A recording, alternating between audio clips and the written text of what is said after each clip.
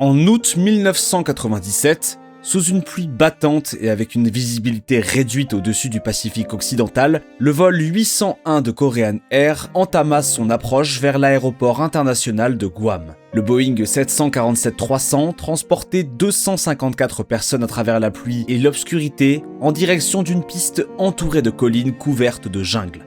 Le commandant de bord, un vétéran totalisant plus de 8900 heures de vol, était épuisé et désorienté. Le copilote savait que le plan de descente était erroné. Le mécanicien navigant voyait le sol se rapprocher bien trop vite. Aucun d'entre eux ne prononça un mot suffisamment ferme pour changer quoi que ce soit. L'appareil percuta la colline de Nimitz. 229 personnes périrent.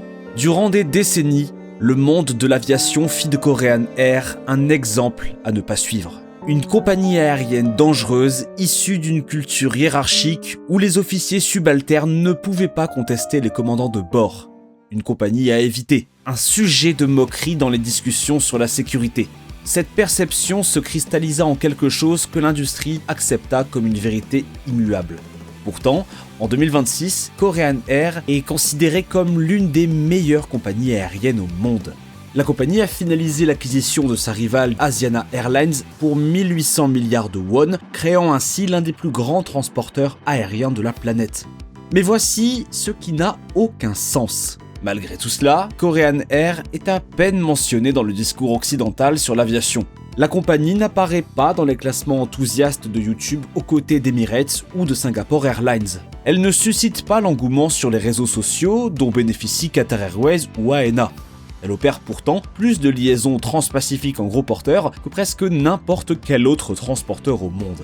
Alors, comment une compagnie aérienne autrefois considérée comme la plus dangereuse du ciel a-t-elle pu, en toute discrétion, bâtir l'une des opérations les plus redoutables de l'aviation mondiale et pourquoi presque personne en Occident ne l'a-t-il remarqué ? Pour comprendre pourquoi Korean Air occupe la place qui est la sienne aujourd'hui, il faut comprendre pourquoi la compagnie a failli cesser d'exister il y a 25 ans. Le crash de Guam n'était pas un incident isolé. En 1999, le vol cargo 8509 de Korean Air s'est écrasé près de London Stansted, tuant les 4 membres d'équipage. Entre 1970 et 1999, Korean Air a enregistré un taux de perte de cellules qui l'a placé parmi les compagnies aériennes les plus dangereuses opérant à l'international. L'armée des États-Unis a interdit à son personnel de voyager sur Korean Air. La FAA a dégradé la note de sécurité aérienne de la Corée du Sud tout entière. La cause profonde n'était pas mécanique, elle n'était pas financière, elle était linguistique. Le coréen est une langue construite sur des honorifiques hiérarchiques. La manière dont un officier subalterne s'adresse à un commandant de bord est fondamentalement différente de celle dont un commandant de bord s'adresse à un officier subalterne. Dans le cockpit, cela crée un problème de distance hiérarchique. Les copilotes et les mécaniciens navigants ne contredisaient pas directement les décisions du commandant. Ils faisaient des allusions, ils suggéraient. Ils utilisaient des formulations indirectes qui, dans les secondes critiques précédant l'impact, ne transmettaient rien qui s'approche de l'urgence requise. En 2000, Korean Air a recruté David Greenberg, ancien vice-président des opérations de Delta Airlines, et lui a confié un mandat extraordinaire. Greenberg a fait de l'anglais la langue obligatoire du cockpit, non pas parce que l'anglais est intrinsèquement plus sûr, mais parce que parler anglais éliminait la grammaire hiérarchique qui tuait des gens. Un copilote s'adressant en anglais à un commandant pouvait dire « vous êtes trop bas » sans le poids culturel qu'imposaient les honorifiques coréens. La transformation a été totale. Korean Air n'a pas connu d'accident mortel depuis 1999. Cela représente plus de 25 ans d'opération à la sécurité irréprochable. Korean Air a bâti quelque chose de remarquable. La compagnie aérienne a toujours été un cheval de labour industriel plutôt qu'une vitrine de luxe. Fondée en 1962 par le gouvernement sud-coréen, puis privatisée en 1969 sous le groupe Hanjin, la compagnie a lancé des opérations de fret transpacifique en 1971 et un service passager vers Los Angeles en 1972. Le cargo n'a jamais été une réflexion après coup. C'était le fondement.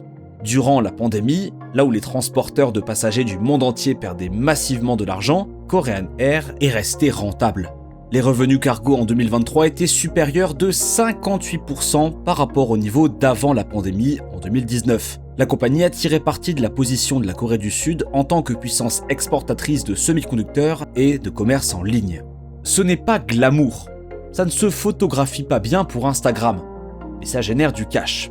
Et ce qui vient ensuite est un renouvellement agressif de la flotte qui devrait inciter chaque concurrent du Pacifique à prêter attention. Korean Air a commandé 33 Airbus A350, répartis entre 27 A350 000 et 6 A350 900 en 2024, convertissant ensuite 7 commandes d'A350 000 en A350F. En plus de cela, l'engagement record auprès de Boeing pour 103 appareils en août 2025, comprenant 20 777-9, 25 787-10, 50 737-10 MAX et 8 cargo 777-8. Ce n'est pas une compagnie qui entretient sa flotte. C'est une compagnie qui se reconstruit depuis la cellule, retirant ses appareils vieillissants, les remplaçant par les gros porteurs les plus économes en carburant disponibles. L'importance de la transformation de Korean Air ne réside pas dans les commandes de flotte. Cela réside dans ce que l'acquisition d'Asiana fait à l'architecture concurrentielle de toute une région. En novembre 2020, Korean Air a lancé l'acquisition d'Asiana Airlines, son seul rival domestique offrant un service complet. L'opération a mis 4 ans à se conclure, nécessitant l'approbation de 14 autorités antitrust distinctes à travers le monde. Le 12 décembre 2024, Korean Air a obtenu une participation de contrôle de 63,88% pour 1500 milliards de won. Considérez les mathématiques de ce que cela crée.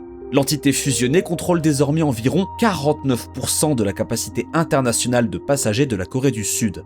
Si l'on inclut les filiales low-cost, Jin Air, Air Busan et Air Séoul, le groupe détient 77% du marché domestique. La route aérienne la plus fréquentée au monde, Gimpo-Jeju, transportant 14,4 millions de sièges par an, est désormais contrôlée à 51% par l'entité combinée Korean Air. En mars 2026, la compagnie fusionnée proposera plus de 140 vols hebdomadaires depuis Séoul vers 13 villes nord-américaines, plus de 900 vols hebdomadaires à travers les destinations asiatiques. Cela semble disproportionné pour un transporteur que la plupart des voyageurs occidentaux ignorent. Les compagnies aériennes attirent généralement l'attention par des révélations de produits de luxe et des campagnes marketing. Korean Air fait quelque chose de stratégiquement différent. Elle consolide l'ensemble de la capacité aérienne d'une nation sous un seul parapluie opérationnel tout en modernisant simultanément chaque avion de la flotte. Voyez-vous, Korean Air ne cherche pas à rivaliser avec Emirates sur l'opulence, ni avec Singapore Airlines sur la mise en scène du service.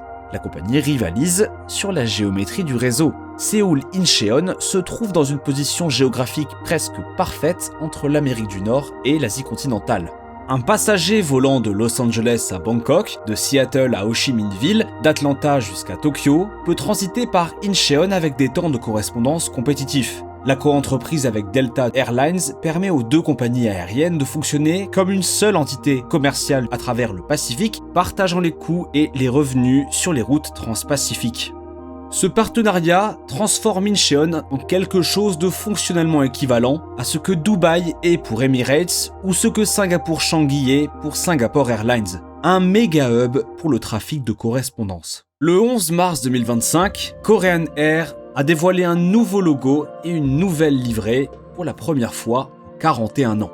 La refonte a simplifié le symbole traditionnel du taegeuk et mis en avant Korean sur le fuselage, projetant une identité unifiée de champion national. De nouveaux uniformes, des intérieurs de cabines rénovés aux teintes crème et or, des trousses de confort graphe et de la literie fret dans les cabines premium. Ce n'est pas cosmétique. C'est un signal stratégique indiquant que l'intégration d'Asiana, dont la marque est programmée pour une dissolution complète, représente un changement structurel permanent. Asiana quitte Star Alliance. Ces millions de voyageurs fréquents migrent vers SkyTeam. Les réservations de billets Prime sur Asiana cessent pour les vols après le 1er décembre 2026. Une alliance concurrente entière perd un nœud majeur en Asie. La compagnie aérienne procède également à la modernisation de 11 Boeing 777-300ER avec l'ajout d'une classe économique premium, remplaçant la première classe sur ses appareils. Les nouvelles Prestige Suite 2.0 ont fait leur début sur le 787-10, offrant un espacement de 46 pouces et des portes d'intimité. Des extensions de salon sont en cours au terminal de d'Incheon, doublant la capacité d'accueil, avec de nouveaux salons prévus à LAX en janvier 2026 et à JFK en juin 2026. Ce sont les actions d'une compagnie qui se prépare à rivaliser au plus haut niveau de l'aviation mondiale. Pourtant, l'exécution est méthodique plutôt que théâtrale. Pas de dévoilement tape à l'œil. Simplement, un investissement systématique à chaque point de contact, financé par les bénéfices du fret et exécuté avec la patience d'un chaebol. La compagnie aérienne ne correspond pas au modèle des transporteurs du Golfe, avec leur financement illimité par des fonds souverains qui sont au service d'un luxe aspirationnel. Elle ne correspond pas au modèle des compagnies historiques américaines, fondées sur une domination du marché intérieur assortie d'ambitions internationales. Elle ne correspond même pas au modèle traditionnel des compagnies asiatiques, où l'excellence du service constitue l'identité de marque. Korean Air est quelque chose de totalement différent. Une compagnie aérienne de conglomérat dont la logistique est au cœur de la stratégie, avec une activité cargo comme colonne vertébrale générant des milliards de revenus stables, une position géographique qui rivalise avec n'importe lequel des hubs sur Terre, un monopole domestique fraîchement consolidé qui élimine son seul concurrent offrant un service complet, et un programme de renouvellement de flotte qui mettra en service plusieurs centaines de nouveaux appareils lors de la prochaine décennie.